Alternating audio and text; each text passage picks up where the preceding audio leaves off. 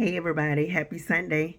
It's another blessed day that the Lord has made. Let's rejoice and be glad. So I just came on because God was dealing with me about a topic, and it's a topic that I've talked about before.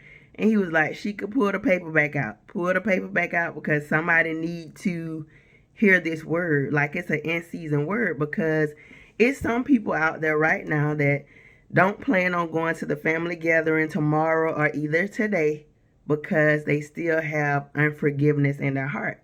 They still have not forgiven. So we are going to talk about further than forgiveness. And I posted like two of these scriptures earlier from Luke 6.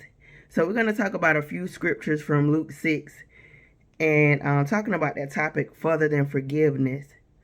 So Luke 6 and 27 says, "But to you who are willing to listen, I say, love your enemies, do good to those who hate you." That means you got to treat people well. So even if they don't like you, even if they don't do good to you, your job is to do good to them. That's the word. Verse 28, "Bless those who curse you, pray for those who hurt you, pray for those who abuse you, who high-handedly misuse you." That means you got to pray for their happiness. Some people think that they don't want to pray for people because they thinking like, oh, I'm praying for them to get blessed. I'm praying for them to get a car and I don't have one. Or I'm praying for them to have a house and their house is going to be bigger than mine. But a lot of times the blessing is sometimes you're praying for them because sometimes they don't even see their errors. They don't see their faults. So you praying for them and then God will do the work.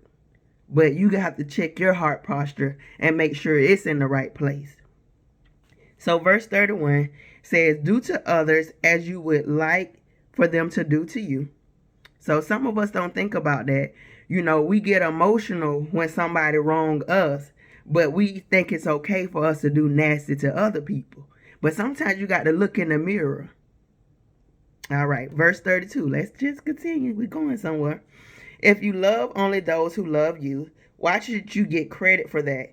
Even sinners love those who love them." So y'all know some people, they make it hard for you to love them, but we got to love them anyway because God is love. We got to walk in love.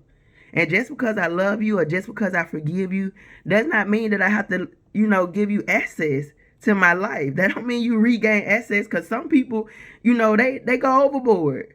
They cross all the boundaries. They're treacherous, deceitful, evil.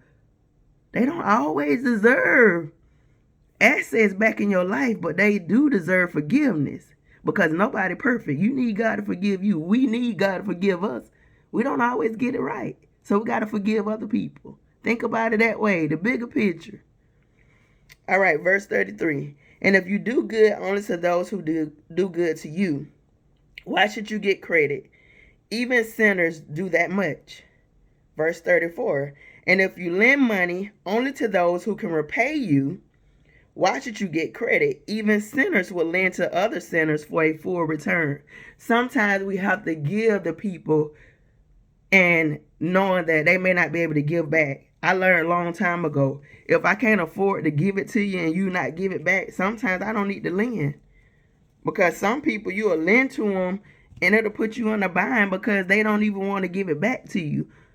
But, you have to use discernment and pray about giving to others or lending to others. You don't want to lend your last or your light bill money, rent money, and now the people are slow to pay and then you put yourself in a compromising position. So I say that's why you always have to use wisdom, discernment, pray about things before you do it. Don't just be so quick to do it. So verse 35, "Love your enemies, do good to them, lend to them without expecting to be repaid. Then your reward from heaven will be very great, and you will truly be acting as children of the Most High. For he is kind to those who are unthankful and wicked." So God is even kind to those who are unthankful, wicked, ungrateful, and selfish. So, this holiday season, be kind. Be kind. Find you something to be grateful for. Be good to people even if they want to be nasty to you. And forgive them. Forgive them and love them. But God bless you. Love you. May God keep y'all.